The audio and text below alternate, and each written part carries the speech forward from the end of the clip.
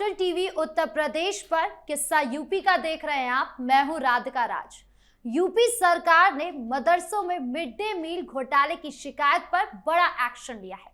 पूरे प्रदेश के 558 मदरसों को स्कैनर पर डाल दिया गया है। मिड डे मील अथॉरिटी के डायरेक्टर मोनिका रानी ने इन सभी मदरसों में तुरंत जांच के आदेश जारी कर दिए हैं। शिकायत में आरोप है कि कई मदरसों में बच्चों की संख्या कागजों पर बढ़ा चढ़ाकर दिखाई गई है और सरकारी राशि और राशन का गलत इस्तेमाल किया गया है। इस फैसले के बाद शिक्षा विभाग और मदरसा संचालकों में हड़कंप मच गया है। एक तरफ जहां सरकार साफ कह रही है कि बच्चों के अधिकारों से कोई खिलवाड़ बर्दाश्त नहीं किया जाएगा, वहीं दूसरी ओर मदरसा प्रबंधन इसे निशानेबाजी बता रहा है। तो क्यों से 558 मदरसों की जांच होगी और योगी सरकार का क्या प्लान है, इसी मुद्दे पर चर्चा करने के लिए मेरे साथ स्टूडियो में मौजूद है कैपिटल टीवी के executive editor Rajiv Kumar. Sir, आपका बहुत बहुत स्वागत है। धन्यवाद। सर, क्यों 558 मदरसों पर ही सिर्फ एक्शन हो रहा है? देखिए, एक्शन ये होना ही नहीं चाहिए, क्योंकि एक्शन की जो बातें की जा रही है, जो जांच किया जा रहा है, वो जांच बिठाने की जरूरत, सरकारी संसाधनों का उपयोग, ये दुरुपयोग जो सरकारी संसाधनों का है, 558 मदरसों पे करोगे, फिर 5000 मदरसों पे करोगे, फिर 16000 मदरसों की जांच करोगे। ये मदरसों की जांच करने के पीछे, क्योंकि सरकार जिन मदरसों को फंड देती है, जो रजिस्टर्ड और अवैध और वैध की बात नहीं है, वैध मदरसे यानी कि जो उत्तर प्रदेश बोर्ड के तहत रजिस्टर्ड है या फिर मदरसा बोर्ड के तहत रजिस्टर्ड है, वो सारे रजिस्टर्ड मदरसे कहे जाते हैं। जो रजिस्ट्रेशन ही नहीं करवा पाया वो अनरजिस्टर्ड है, यानी कि वो अवैध मदरसे हैं। उसका कोई भी लेखा जोखा नहीं है, उसने बोर्ड में रजिस्ट्रेशन नहीं करवाया, वो चला रहा है। जब एग्जामिनेशन की बात आएगी, आमिल फाजिल बनाने की बात आएगी, तो वो किसी न किसी दूसरे मदरसे से अटैच कर लेगा और उससे उसका एग्जामिनेशन करवा देगा। तो वो अवैध मदरसे चल रहे थे। अवैध मदरसों में फंडिंग भी सरकार के तरफ से कुछ भी अनुदान नहीं दिया जाता। ये फंड विदेशों से ज़्यादा आता है, देश से कम आता है। यहाँ पर तो मुसलमानों के पास इतने पैसे ही नहीं है कि हर इलाके में फंड दे सके, तो पेट्रो डॉलर का इस्तेमाल किया जाता है। तो जितने अवैध मदरसे थे उसकी लिस्ट बनाई गई इसी आधार पर कि इन जगहों पर ये केवल मदरसों में पढ़ाई नहीं कराई जाती है, बल्कि एक एक्टिविटी तैयार किया जाता है और उसमें कुछ लोगों का माइंड वॉश ऐसे किया जाता है कि जो आतंकवादी प्रवृत्ति की तरफ बढ़े, यानी कि बच्चों के दिमाग में जहर घोलकर उसे आतंकवादी बनाने की ट्रेनिंग दी जाती है। यह आतंकवाद की फैक्ट्री बना हुआ है, इसलिए सरकार ने उस पर एक्शन लिया था। लेकिन सरकारी फंड की बात की जा रही है। सरकारी फंड हिंदुस्तान के अंदर इन मदरसों को क्यों दिया जाए?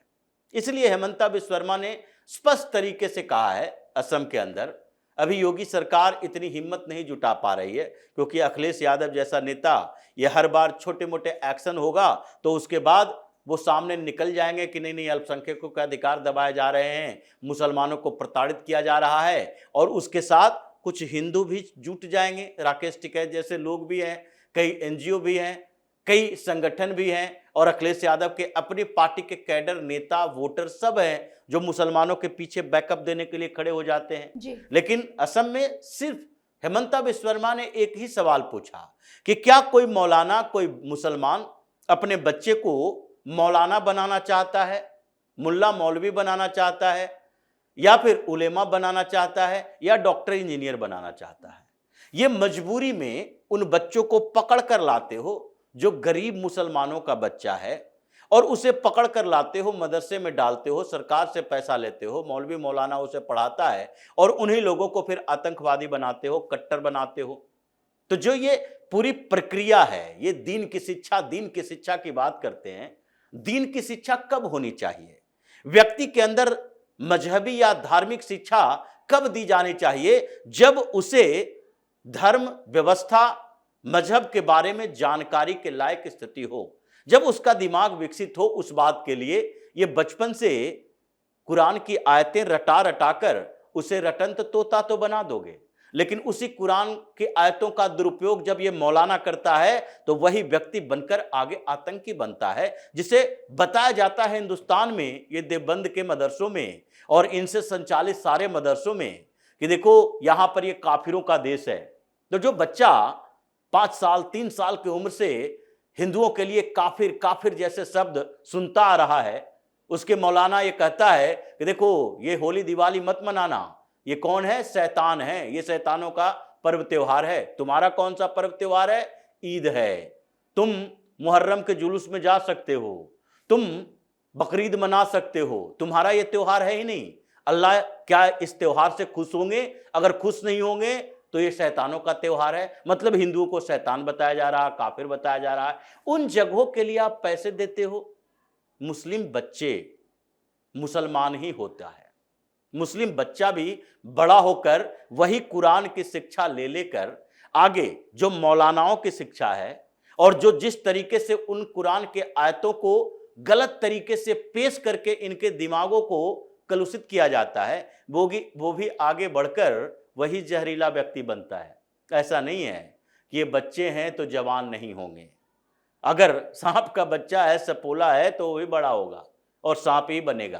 तो जो तरीके अपनाए जा रहे हैं उत्तर प्रदेश में भी, अगर मदरसा शिक्षा है तो मदरसा शिक्षा अपनी कुव्वत के अनुसार मुस्लिम समुदाय को लगता है कि हमें इसकी शिक्षा दी जानी चाहिए। तो जिसके पास पैसा है वो अपने घर पर मौलाना को बुलाकर अरबी में पढ़वाता है, ये धार्मिक मजहबी शिक्षा दिलवाता है। जिसके जो गरीब परिवार का है वो मदरसों में भेजता है, क्योंकि वहां पर अनुदान मिलती है कुछ सरकार की तरफ से। अभी तो बहुत सारे अनुदान बंद हो चुके हैं, पहले अखिलेश यादव की सरकार में और ज्यादा ग्रांट्स मिलते थे इन लोगों को। अभी बहुत सारे ऐसे स्कॉलरशिप तक बंद कर दिए गए हैं। लेकिन उन घरों के बच्चे जाते हैं और वहां पर पढ़ाई करने के लिए जाता है कि कुछ नहीं तो अनपढ़ होने से तो बेहतर है कि मदरसों में कुछ तो पढ़ा दिया जाएगा। अरबी से शुरू करते हैं और थोड़े बहुत ये जो कोर्स की चीजें पढ़ाते हैं, मैथ इंग्लिश से लेकर साइंस तक, और ऐसे पढ़ाते हैं जैसे कि अरबी के अलावा इन्हें और कुछ आना ही नहीं चाहिए।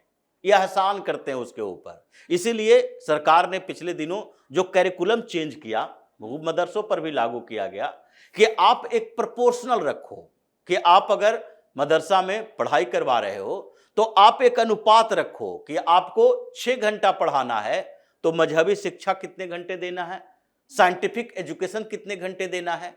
लेकिन इन लोगों ने उसे किया नहीं, ये लागू करने के लिए भी हंगामा कर रहे थे। अब ये इन मदरसों में जहां जहां ये पिछड़े इलाकों में है, जहां सरकार अनुदान देती है, यानी कि सरकार कुछ फंड देती है, ये रजिस्ट्रेशन केवल मदरसा बोर्ड के तहत नहीं है, यानी कि उत्तर प्रदेश गवर्नमेंट के तहत भी रजिस्टर्ड है। उन मदरसों में मिड डे मील स्कीम के तहत दोपहर का भोजन मिलता है और वहां पर जो अव्यवस्था थी उसके खिलाफ ऑल इंडिया पासमानदा मुस्लिम मंच ने यह शिकायत की। ये पासमानदा मुस्लिम भले ही ये कहने के लिए एक फिक्शन ग्रुप है, लेकिन ऐसा नहीं है कि अगड़ा पिछड़ा की लड़ाई में ये मुसलमान मानता है कि हम जातीय आधार पर बटे हुए हैं। कोई भी पासमानदा समुदाय के कोई भी बड़ा नेता, अली अनवर उसका नुमाइंदगी करता था, अली अनवर भी नीतीश कुमार के साथ रहते हुए राज्यसभा में गया। लेकिन जैसे ही नीतीश कुमार ने दोबारा प्रधानमंत्री मोदी के साथ ये टाई अप किया, जो भारतीय जनता पार्टी के साथ जुड़े, अली अनवर जो पासमानदा मुस्लिम राष्ट्रीय पासमानदा मुस्लिम मंच का अध्यक्ष, जिसके आधार पर राजनीति कर करके पासमानदा मुसलमानों की वो राज्यसभा गया था, वो भी नीतीश का साथ छोड़ दिया। क्यों? क्या दिक्कत हो गई भारतीय जनता पार्टी के साथ गठबंधन करने में? यानी कि ये पासमानदा पिछड़ा मुसलमान, ये कोई फर्क नहीं पड़ता इन लोगों के लिए। जब मजहबी बातें आती है तो एकजुट होता है। कितने पासमानदा लीडर ने इस बात के लिए हंगामा खड़ा किया कि नहीं, ये जो शेख सैयद पठान है ये पूरे मुसलमानों पर कब्जा करके रखे हुए हैं और हम सब मिलकर एंटी बीजेपी वोटिंग नहीं करते बल्कि डेवलपमेंट के नाम पर वोटिंग करते हैं, या योगी आदित्यनाथ से नफरत नहीं करते। तो इनका कंप्लेन, इनकी स्थिति अपनी जगह पर है। एक मौका सरकार को फिर से मिला है, अनियमितता जहां पाई जा रही है फिर से उसके मिड डे मील स्कीम का लाइसेंस रद्द करो, इन लोगों को फंडिंग बंद करो, 1 रुपया अनुदान नहीं मिलना चाहिए। सरकारी पैसे से मजहबी शिक्षा नहीं दी जाएगी हिंदुस्तान में, और वो भी उस मजहब के लिए जो उधार से लाया गया हो, सर, जो लेकिन बाहर से आया मौलाना हुआ। जो है वो तो सवाल उठा रहे हैं कि सिर्फ मदरसे के अंदर ये जांच क्यों हो रही है, सरकारी स्कूलों में भी करनी चाहिए। देखिए, सरकारी स्कूलों में जांच होती है। ये मौलाना, ये जाहिल लोग, इन लोगों को ये समझ नहीं आता कि सरकारी स्कूलों में जांच की पूरी प्रक्रिया है। वहां जो भी मिडिल स्कूल है उसके प्रिंसिपल से ऊपर के अधिकारी होते हैं। वहां आपको एक स्कूल में भी अगर जांच करवानी है, कोई कंप्लेन जाता है, तो स्कूल का इंस्पेक्टर होता है, उसके बाद डीसीए होता है, उसके बाद डिस्ट्रिक्ट एजुकेशन ऑफिसर होता है, उन सबसे ऊपर डीएम होता है। ये रेगुलर निगरानी में रखी जाती है और वो सारा हिसाब देता है। वो मदरसा बोर्ड में रजिस्टर्ड नहीं है, मदरसों की व्यवस्था अभी भी अलग है। तो इसलिए जब मदरसों का कंप्लेन आया तो मदरसों की जांच होगी। अगर ये मौलाना स्कूलों का कंप्लेन करके देखे कोई स्कूल की जांच नहीं होती है तो बताएंगे, क्योंकि जांच तो होगी सबकी। अब इसको डर ये लगता है कि जिस तरीके से मदरसों का सर्वे पिछले बार करवाया गया, तो उस सर्वे के दौरान एक ही मुद्दा था कि विदेश से पैसे आते हैं कि नहीं। लेकिन जैसे सर्वे आगे बढ़ता गया, अलग अलग एंगल से जांच हुई और फिर नए खुलासे सामने आ गए, तो 6000 से ज्यादा मदरसों का बंटाधार हो गया।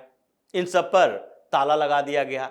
अब ऐसे ही जो भी ग्रांट मिल रहे हैं अभी 558 मदरसों पर, अगर इसमें जांच हुई, दायरे बढ़ गए, मिड डे मील स्कीम से लेकर छात्रों की समस्या, पढ़ाई और करिकुलम तक आ गया कि वहां पर पढ़ाया क्या क्या जाता है, यानी साइंटिफिक एजुकेशन दिया जाता है कि नहीं।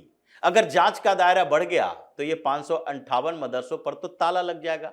योगी तो मौके की तलाश कर रहे हैं, ये हार्डकोर एक्शन नहीं ले रहे, लेकिन मौका मिल जाए तो इन मदरसों पर ताला लगवाने से रुकेंगे नहीं। तो इसलिए मौलाना परेशान इस बात से हैं कि इसमें जांच होनी ही नहीं चाहिए। और ऐसे भी इन लोगों को लगता है कि जो हमारा दायरा है वो पूरी तरह से इस्लामिक शरिया कानून और हमारी किलेबंदी के आधार पर है। तुम शरिया कानून में दखलंदाजी नहीं करोगे, मुस्लिम पर्सनल लॉ बोर्ड में दखलंदाजी नहीं करोगे, तुम वक्फ बोर्ड में दखलंदाजी नहीं करोगे, सरकार कोई नहीं होता इन पर कानून बनाने वाला। ये इसकी मानसिकता में शामिल है। ये सोचता है कि हिंदुस्तान के अंदर भी एक दूसरा देश है और वो है मुसलमानों का देश, और वहां पर हिंदुस्तान की सरकार इंटरफेयर न करे। ये जो भ्रम की स्थिति इन लोगों की है, वही भ्रम 2014 के बाद धीरे धीरे टूट रहा है और उसी का असर दिखाई पड़ रहा है कि उत्तर प्रदेश में किस तरीके से हर दिन कुछ न कुछ संगठन जो इस्लामिक संगठन है, कोई न कोई मौलाना, कोई न कोई राजनीतिक पार्टी जो विपक्ष में बैठी हुई है, मुसलमानों के मुद्दे पर आक्रामक तेवर दिखाने की कोशिश करती है। लेकिन योगी कान बंद करके सिर्फ आंख खोलकर दिमाग से इन लोगों का इलाज कर रहे हैं। ज्यादा दिन नहीं लगेगा, जैसे ही इसका मनोबल टूटा फिर ये सड़क पर प्रदर्शन करने के लायक नहीं बच पाएगा। जी, इस मुद्दे पर ज्यादा जानकारियों के लिए आपका बहुत बहुत धन्यवाद। धन्यवाद। तो कुल मिलाकर यूपी में 558 मदरसों पर मिड डे मील घोटाले की जांच शुरू हो गई है।